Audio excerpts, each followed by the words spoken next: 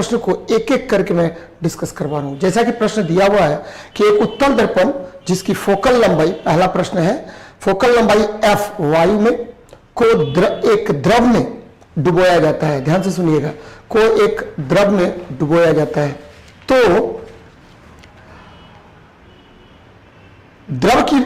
द्रव में दर्पण की फोकल लंबाई क्या होगी? तो पहले तो इसका आंसर 1 का d होगा। अब बात करते हैं हम लोग कि क्यों इसका फोकल लंबाई d होगा। कोई परिवर्तन इसमें नहीं हो रहा है। देखिए, दो तरह के दर्पण मुख्य रूप से दो प्रकार के होते हैं। पहला जो दर्पण आपका है उसको बोलते हैं अवतल दर्पण। अवतल दर्पण, दर्पण जनरली मैं जो गोलीय दर्पण की चर्चा कर रहा हूं उसमें दो प्रकार के दर्पण होते हैं। एक गोलीय दर्पण में अवतल दर्पण होता है, ध्यान दीजिएगा, इसको बोलते हैं अवतल दर्पण। दूसरा जो दर्पण होता है उसको हम लोग बोलते हैं उत्तल दर्पण। ध्यान से देखिए, उत्तल दर्पण और अवतल दर्पण दो प्रकार के दर्पण होते हैं। एक अवतल दर्पण, दूसरा है आपका उत्तल दर्पण होता है। ध्यान दीजिए। अब प्रश्न यह उठता है कि उत्तल दर्पण के लिए U हमेशा निगेटिव होगा। U मतलब ऑब्जेक्ट डिस्टेंस।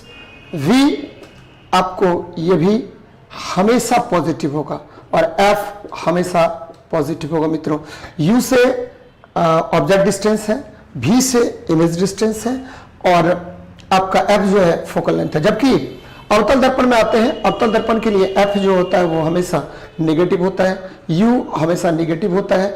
अगर V, ध्यान से सुनिए मेरी बात को, V जो है पॉजिटिव भी होता है और नेगेटिव भी होता है। अगर नेगेटिव है तो वास्तविक प्रतिबिंब और V अगर पॉजिटिव है तो आभासी प्रतिबिंब। देखिए, यहां भी V पॉजिटिव अगर है तो आभासी प्रतिबिंब। जब भी उत्तल दर्पण द्वारा प्रतिबिंब का निर्माण होगा तो हमेशा वो प्रतिबिंब क्या होगा?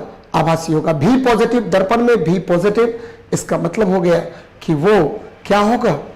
आपको आभासी प्रतिबिंब होगा। भी अगर नेगेटिव है तो वास्तविक प्रतिबिंब होगा।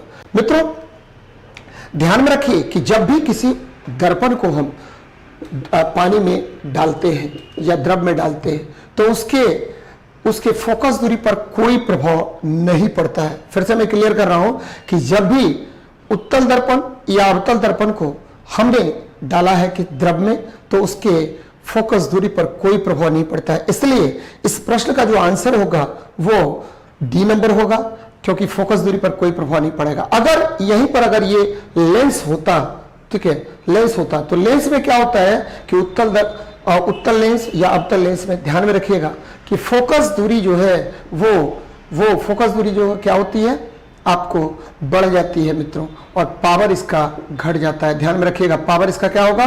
घट जाएगा। तो जब भी द्रव में हम लोग यूज करेंगे दर्पण को तो उस पर कोई प्रभाव नहीं पड़ेगा।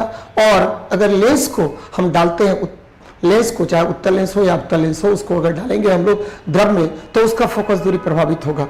और ध्यान में रखना है कि यदि द्रव की फोकस दूरी बोलते द्रव का जो अपवर्तनांक है उसका मान अगर ज्यादा होता है लेंस की अपेक्षा, तब तो आपको प्रकृति परिवर्तित हो जाती है। यदि उत्तल लेंस है तो वो अवतल लेंस की भांति व्यवहार करेगा, अगर अवतल लेंस है तो उत्तल लेंस की भांति व्यवहार करेगा। तो ध्यान में आपको रखना है कि लेंस के फोकस दूरी प्रभावित होते हैं जबकि दर्पण की फोकस दूरी द्रव में डुबाने पर अप्रभावित रहते हैं। तो प्रश्न का आंसर हो जाएगा डी नंबर।